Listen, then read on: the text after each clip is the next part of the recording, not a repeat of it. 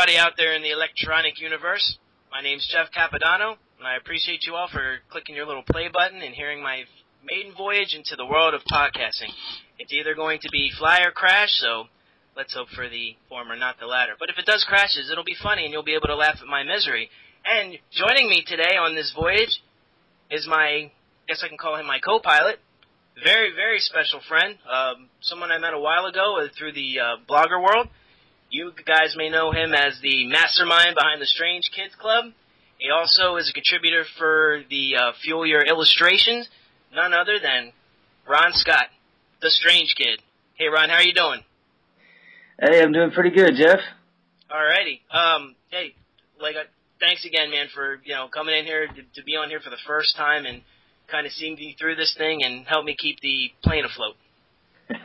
Not a problem, man. If anything, we'll light them up. Yeah, absolutely. I guess the first thing, I don't want this thing to be too long to where people are like, okay, guys, get to it or whatever. So we're going to get to it, and we're going to have some fun, and we're going to talk, and everybody's going to listen, and maybe I do call-ins and stuff. But for right now, man, it's going to be just you and I. All right, no holds barred, man. All right, no holds barred. Could use that later for the wrestling segue, so keep that in mind. All right, so Ron, right now, to begin things, I'm just going to turn it over to you. Do you want me to call you Ron or Strange Kid? Ron's fine. All right, cool. Ron, I'm going to turn things over to you. I want you to go ahead and talk a little bit about Strange Kids Club. I have, I've followed the site. I want to say it's been like a year or something. It's been a long time. And I know recently, I think the new year, you've done some redesigns, you've done some new things, you've had some contributors on board. So I just wanted to give the floor to you, man, maybe to talk a little bit about your site to the uninitiated out there who, need to check out the Strange Kids Club. So the floor is yours. Well, cool, man. I appreciate it, Jeff.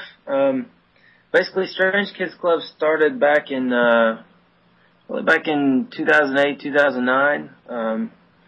Just really as a average blogger blog. I was just kind of collecting stuff that I found that was cool online and never really tried blogging before. So it was kind of like kind of like a nerd diary, I guess, for the internet age.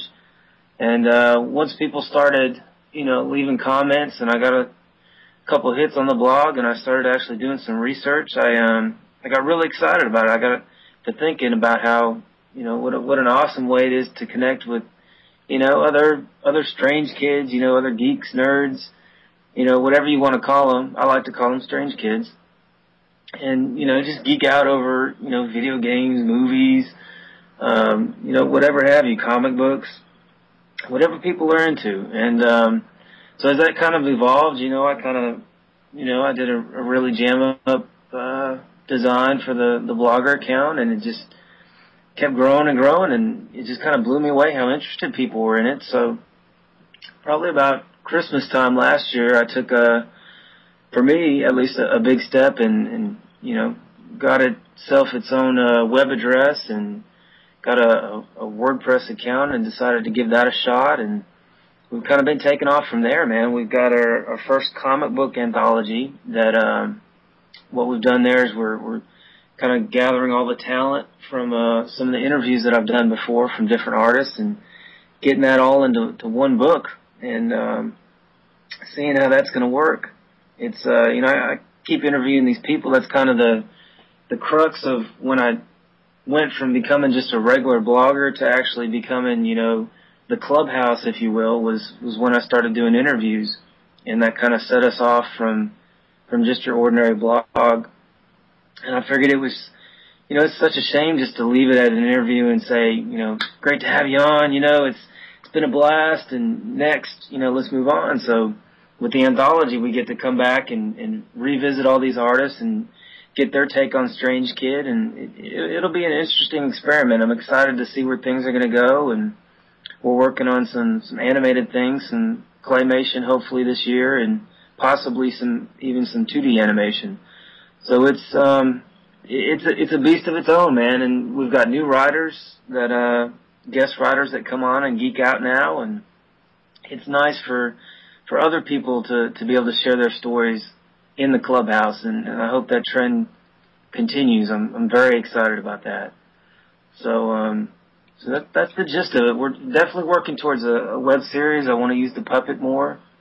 I kind of see the puppet more as a Jekyll and Hyde between, you know, me as a grown up and me as a kid.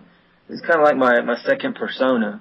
But I don't know. I'm kind of nervous about breaking them out, but at the same time, I don't know. I think it's time. I think I need to just take the leap and see what happens with it. So it's exciting, man. Yeah, no, I definitely can't wait to see. Yeah, because the puppet almost seems to me to be like very iconic to the website. So whenever I think of Strange Kids Club, whatever, I think of the puppet. Sometimes when I talk to you, I think of the puppet, which is kind of weird, but just trying to be honest here. And yeah, for you listeners, I mean, if obviously, Ron's a terrific writer. Terrific website. Very good at developing ideas, putting everything together. But I don't know if many people know that you are also very good at graphic design as well. Yeah, that's actually my I guess my more adult side. That's what I do professionally. Is I'm a graphic designer / web designer. So that's definitely helped as far as the design of the blog. And I've got to help other bloggers, yourself included, which is just for me it's just great to be able to do that and share that kind of talent. And it's really helped to fuel and fund Strange Kids Club. They kind of work in tandem together. Yeah, and that's the reason I wanted to bring it up too, is because for the longest time, I'm coming up on my second birthday for the blog, and for the first year, I was always trying to take like the blogger templates and trying to do some things, and it never came out right. And the one person I had was a fellow graphic designer, put together a great blog design for me, which was great. And just after a while though, I just felt like with the way that I guess my site was maturing, it kind of needed to change. And I had this, really whacked idea that came in my head to how I wanted my blog to look. And I had asked some people, and they just told me flat out, never going to happen. You're asking too much. It's crazy. Thousands of dollars. Blah blah blah blah blah. I talked to you, and within a couple weeks, it was good to go. So I wanted to give you a big shout out, man, because I got a lot of oohs and ahs about that like man cave thing that comes at you in 3D. So I wanted to give credit where credit was due. Well, I appreciate that, man. That was a pleasure to work on that. Yeah, that was a lot of fun. And we kind of bonded during that time too, which was nice. So yeah, we got to know each other. Yeah, we sang Kumbaya over the emails and stuff. It was great. It was very heartwarming.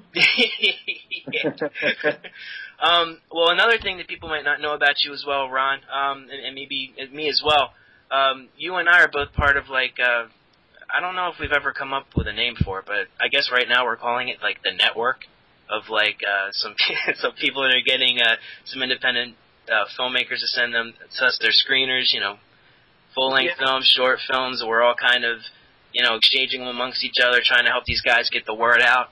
So, I was gonna maybe we could talk a little bit about some of these recent flicks we've gotten. For sure. The one I wanted to bring up, and we were actually just talking about this before I started the podcast, was I hope I don't butcher his name, but it's Drew Bolduc. If I'm saying that right? I think that's how it's said. All right, well, Drew, if you're listening and I butchered it, I apologize. I'm sure everybody gets my name wrong, too, because it's spelled weird, so, all's fair in love and war. But, Drew Bolduc made the Taint. The Taint. The Taint. This was James Cortez from Planet of Terror sent it to me, and, I was telling you earlier this as well. Sometimes when I go to read people's, reviews of stuff, I haven't seen it yet, I always make a notation to go back, and maybe I might read a couple lines just so I know, what's going on. So, I just read it was, really wacky and crazy, and I read it as being gory. So, he sent me the screener, and one day after, on a Saturday night, I got home, I saw it was in the mail from Drew.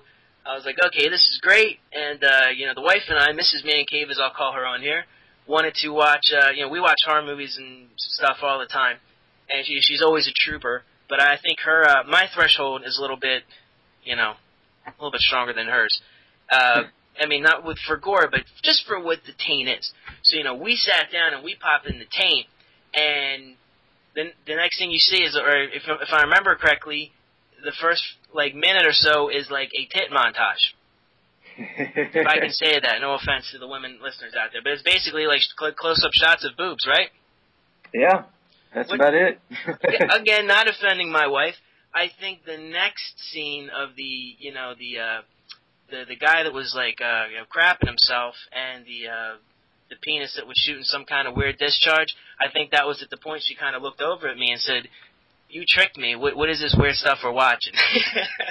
But I thought it was great, right, Ron? I mean, what did you think, man?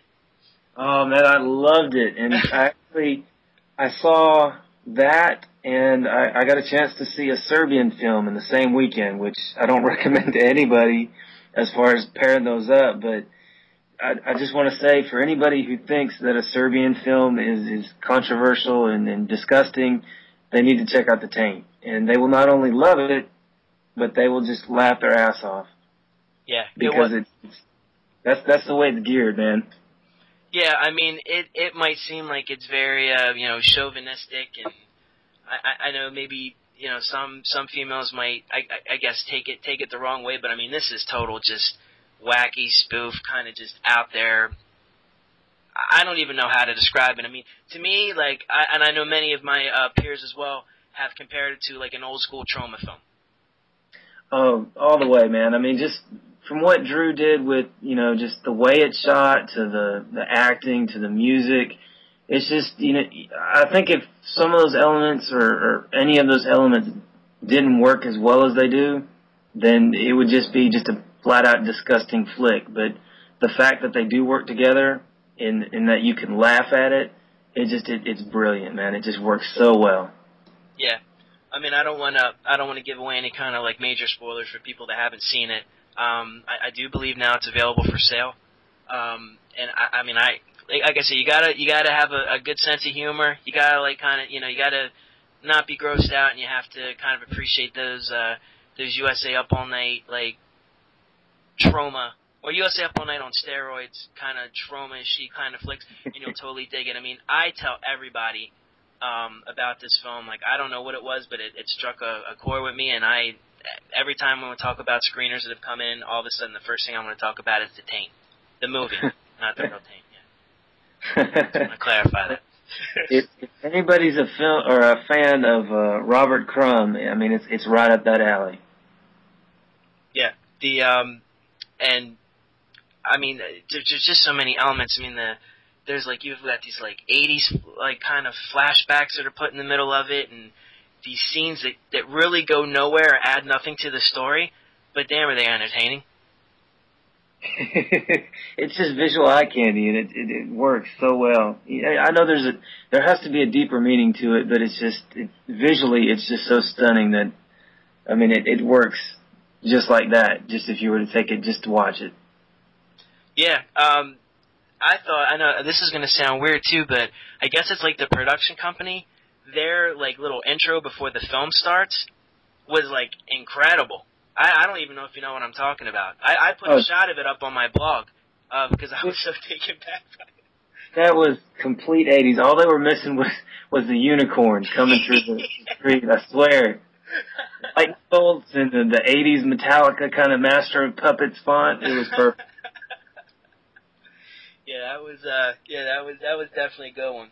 I mean, you and I, we get to see a lot of good ones, but I mean, look at that right off the top of my head. When I told you we should talk about a film, the first thing I said is we should talk about The Taint. Yeah, exactly. I'm sure there's going to be some people out there that are going to see us and want us committed, but hey, oh well. That's how it is. That's what makes us strange kids, man. Yeah, that's true. That's why I like your site too, because I'm totally a strange kid. Have you seen anything that maybe you want to talk about? Maybe I haven't seen some movie recently, some screener you've gotten.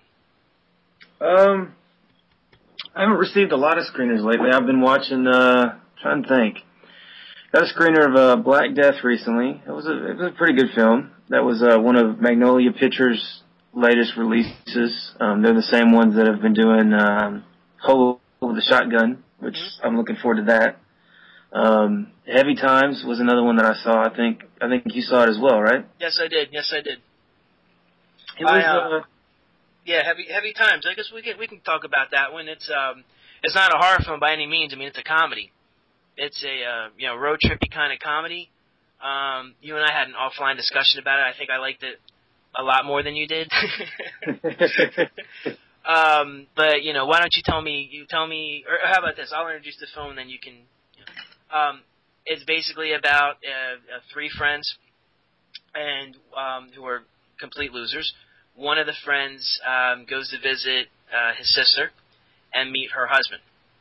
So he gets to meet his new stepbrother, who's just this annoying, obnoxious, ball-busting, like professional ball-busting person, human being, if you want to call him that. And he kind of kidnaps them. He takes them to the bar to get drunk, and then kidnaps them and takes them to Canada, and somewhere, or to Montreal specifically. I don't even think they make it to Montreal. I think they stop somewhere, and all kind meet other kind of crazy characters and everything. And it's just, it's basically the stepbrother pretty much carries the movie. He's a Boston comedian, or a Boston area comedian, named Jeff Cohn, and I hope I didn't butcher his name either. And he pretty much just, once he's on screen, he chews everybody alive, and it's just so, it looks like improv. It just looks like if you and I were sitting here with him right now, he would just like destroy us, like without even thinking about it, and we'd probably laugh though. It's funny. The guy's funny. He is funny. I have to give him that. And overall, the film was. It's good for an indie film. I don't want to knock it. I don't want anybody. I think the most important thing that people need to keep in mind when they read reviews is that this is just one person's perspective. And I always try to, at least when I write, I always try to encourage people to see it regardless. There's always some bright moment, whether the film is slow or not interesting. And in this case, for me, I think the characters needed a little bit more work. As you said, I think it was Jeff Cohen. He really carried that film. It was kind of channeling, I guess, his inner Chris Farley a bit. And as the core character, I don't know, it got to be a little much for his ball busting. And the other characters just, I don't know, man. I know we talked about it off screen, but they were wussies, man. None of them, they didn't have distinct personalities, I guess you could say. Their personalities weren't strong enough, and then, probably the latter half of the film, the final act of the film, there was another interesting character, and I can't remember his name, but he was kind of into the cult and indie musician. He was real funky, and I think that kind of, that was perfect for the ending. That kind of capped it off. Yeah, it's funny. The character you're talking about is Gunther. Oh man, if I should have tried to remember his name. That guy, he might have. Like I said, I think Jeff Cohen. I think his character was a lot of his own personality, which is great. Don't get me wrong, but I think this other guy, I don't think he's really like that. I think he was acting, but he was so funny and believably in acting that towards the end, that gave it like that almost extra shot of adrenaline to get you through like the last half hour. Yeah, it really is, man. It's I think I compared it in my review to Harold and Kumar Go to White Castle, and if they had more of those kind of over the top moments in Heavy Times, I think that definitely would have brought it up. I would have liked it a lot more that way. But it's just the characters just weren't quite as strong, I think. Yeah, the guy Gunther at the end, he had me in stitches. I'm trying to think. One of the characters, I think it was Mark. It was the one guy who everybody said that they never knew what he was talking about because, I don't know, I guess because of his vocabulary or whatever, nobody knew what he was talking about. He said something was like something, if we're talking right now. And I say, okay, so I'm feeling good. It's kind of like when you're out in the summer and it's like, people always say like all the time. And then Gunther's like, no, man, no, it's not like. Nothing's like anything. Stop saying like.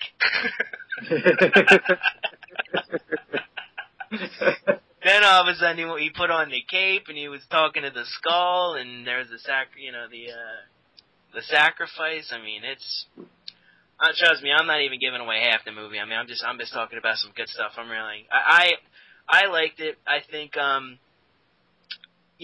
very beginning was very. I mean, like the first 10 minutes or so, 12 minutes, I wasn't into it. They went to the party, and they all totally had three really like awkwardly bad experiences. I mean, that really defined their characters as losers. That kind of picked it up for me. And then, that was definitely relatable. Yeah. Do you ever go to the party and you're trying to do something and maybe the line you deliver is not quite there and people kind of look at you weird, and it was one of those kind of things, Yeah. And they had that game with the pool stick and the lotion, which I thought was a squirt or splat or something. I definitely want to play that the next time I have a party or something. I think that would be hilarious. Yeah. And then Jeff Cohn comes on. He's funny and he carries you through. But I mean, I did feel a little bit of a bubble. Probably after the kidnapping happens, there's a little bit of a bubble, and then all of a sudden the Gunther character comes on, and I gave it a heck of a review. And I know the guys are trying to put it into film festivals this summer, so I guess we'll see what happens. It'll be interesting, man. I mean, I definitely wish them, the best. And, like I said before, I hope that people give it a chance, Yeah. It's almost, I always say it's a road trip film that doesn't go anywhere. Like, that's a good way to put it. Yeah. I mean, if that's, I think I emailed the guys too and said, like, that right there should be your line. It's like the road trip that doesn't really go anywhere. So, that's just another film I wanted to bring up. I mean, I know we get so many. This Serbian one. Now you mentioned that we did not talk about this before this podcast, so I'm kind of curious to hear about it. Maybe you want to talk a little bit about it. Yeah. I mean, I don't want to give too much away for people that want to see it, but I didn't get quite as much out of it as I did from even Heavy Times or the Taint. I mean, there's definitely a cultural message there, and I mean, it seems to be, critically, people like it. But I think I even read, like, on James's blog, the Planet Terror, that he kind of gave it not a bad review, but he definitely brought up that he didn't like it. He didn't think it lived up to the hype quite as much either, and it's one of those films that come across as, I think people made more out of it because of the gory scenes or the violent scenes, and it's really not that good of a film. I mean, I also saw Let Me In recently, the U.S. remake, and that was so much better. That's my idea of a good film versus, a Serbian film, which, it'll probably go down as, Faces of Death kind of, oh my God, I can't believe they did that. But, I don't know if you've ever seen Faces of Death, but it's not a great film. I mean, there's not much redeeming value to it. No, I have seen all 6, 7 chapters, whatever, and I mean, no, they aren't great films. It'll probably be something that, high schoolers will go, hey man, let's watch a Serbian film this weekend, man, and get high or something. It's just, it'll become one of those videos. I don't think that, beyond the hype that it'll go very far. That's just my perspective. Well, now you've really piqued my curiosity, so now I want to definitely check it out. It's probably the reason I've seen all 6 Faces of Death or 7 Faces of Death installed. You want to hear something funny? One time, when I lived in Florida, they had some kind of midnight showing it was Faces of Death 4. It was a midnight showing in the cinema. It had just come out. Mind you, I'm dating myself here, but whatever.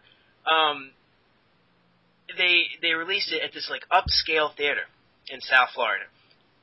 Upscale. It's outside, the whole building's pink.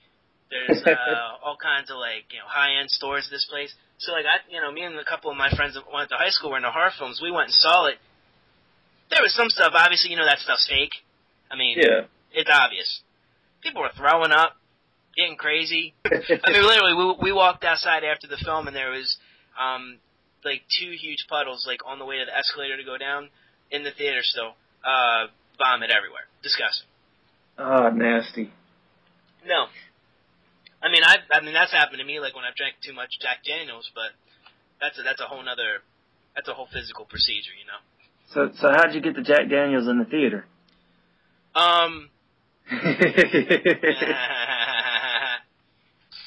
Flask. Flask in the pocket. No, man. I think those films have their place. You know, it's kind of like an initiation rite to some people, and you know that's fine. I definitely don't want to discount it, but I mean, I think I'd be interested to hear what you think after you see it. I mean, I'll put it that way. I mean, that would be cool to check out, definitely. Yeah. I need some mindless violence in my life, you know? Especially with Monster Mania around the corner, so. Need something to get you started. Yeah, exactly. That means I gotta release this podcast before Monster Mania comes out, and that last sentence won't make any difference. Or I hold it over till August. Put yourself on the spot. Yeah. Yeah, no, that's cool. That's cool that we get to see a lot of stuff like this and get to talk about it. So, you know, we get these free movies in advance to check out, but then we do our part by, you know, getting the word out. Whether it's good or not, I mean, I don't say send me a free copy of your movie to check out, and I'm gonna, you know, essentially fillet you and lie and stuff. Like, I'm pretty honest. I don't remember the last time well, actually I do remember. I saw a movie that was really bad around December. Like, it made me mad. That one of those kind of movies. You know, other than that, man, I dig that we can, you know, take a look at these, write about them on our sites, blog about them, talk about them on podcasts like this. I mean, it's good to get a word out one way or the other. Because, you know, even if the Serbian film, as we're talking about, might not be, you know, as advertised or right there, like all of a sudden now people know about it. Now people want to see it. I want to see it. You know, so I don't think no marketing is bad marketing. You know, it's really not, man. I mean, it's, you know, the kind of the P.T. Barnum, you know, school of advertising where you know people would bash the crap out of them in the papers, but they'd still go see a show. You know. Oh, absolutely, absolutely. Oh, Howard Stern's been doing it for years, you know, so. Exactly, there you go. Prime example.